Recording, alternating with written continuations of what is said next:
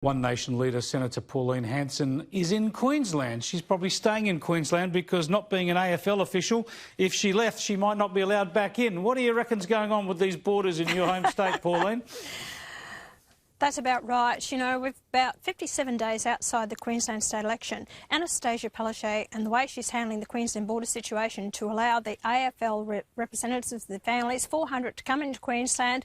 They don't have to go in lockdown like everyone else. If I went to Canberra with my staff had to go into hotel lockdown for 14 days at their expense. Isn't it funny? She can actually determine who actually has to go into lockdown and allow these people into the state and allow the AFL to go ahead, grand finals, 30,000 people in a stadium, but they won't allow about 10 people to go to a shower or 10 people to accumulate in a house.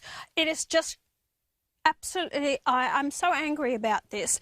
And I'll tell people out there, if she has this blatant attitude about her, she can do whatever she wants to do, 57 days outside an election. Can you imagine if you actually give her total power on Queensland after the next Queensland state election? Because we are different to all the other states. We don't have an upper house where you can control it. She will have total power. So you give her that total control in the Queensland Parliament, who knows what she'll do after the election. I've got to say, I think it's disgusting what she's doing. I think about that woman who's trying to recover from brain surgery, is not allowed to do it at home. I think about the schoolgirls not far from where you are who can't go home to their families just south of the border for the school holidays.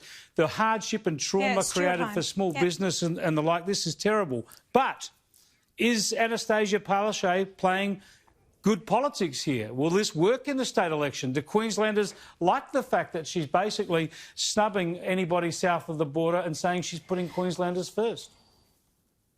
Look, I think it's turning on her because she's actually denied people just over the border to come across for medical reasons. She's allowed, you know, one child to actually die from that woman who actually was going to have twins. She was forced to actually go to Sydney.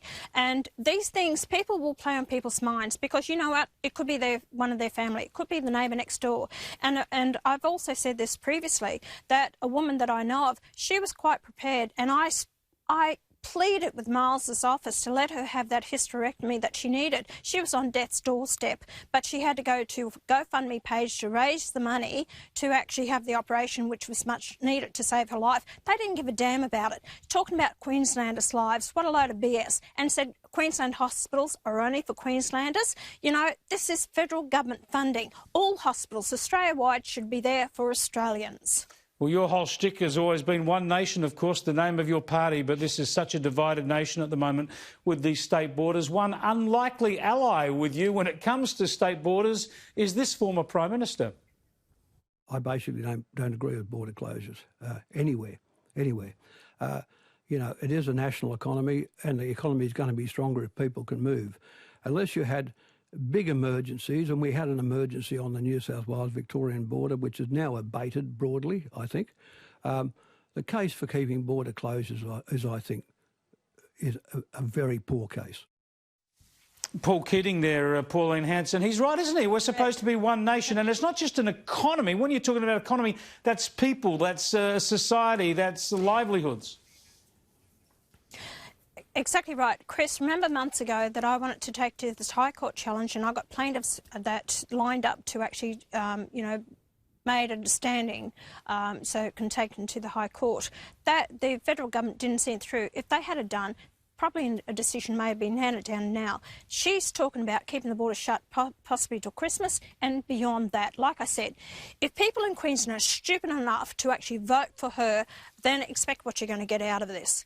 Because that's exactly the problem is. She is a dictator. She will be worse after the election. If you give her that control in the House, total control to the Labor Party, no one to answer to at all for another 4 years. So that's a concern that I have. I hope people see through this. The trouble, Chris, is the scaremongering that's gone on. The deaths from COVID is not necessarily because of COVID. They died with COVID. And when Brandon Murphy, the National Chief Health Officer, when he actually asked the Victorian government for numbers, he also put even those people with comorbidities comorbidity, you know, meaning of other factors, what they died Absolutely. from. So we've heard from Brett Sutton that even people in palliative care are counted against the COVID toll. So it is extraordinary. Thanks so much for joining us, Pauline. I appreciate your time. All right, thank you. Bye. Pauline Hanson there from just the other side of that Queensland border in Queensland.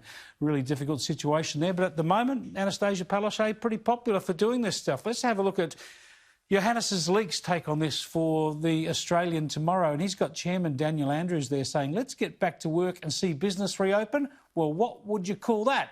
And the police, of course, have got Josh Frydenberg and ScoMo arrested. And Josh Frydenberg saying, incitement? Yes, indeed. They're trying to incite the economy back into action. Daniel Andrews is trying to do precisely the opposite.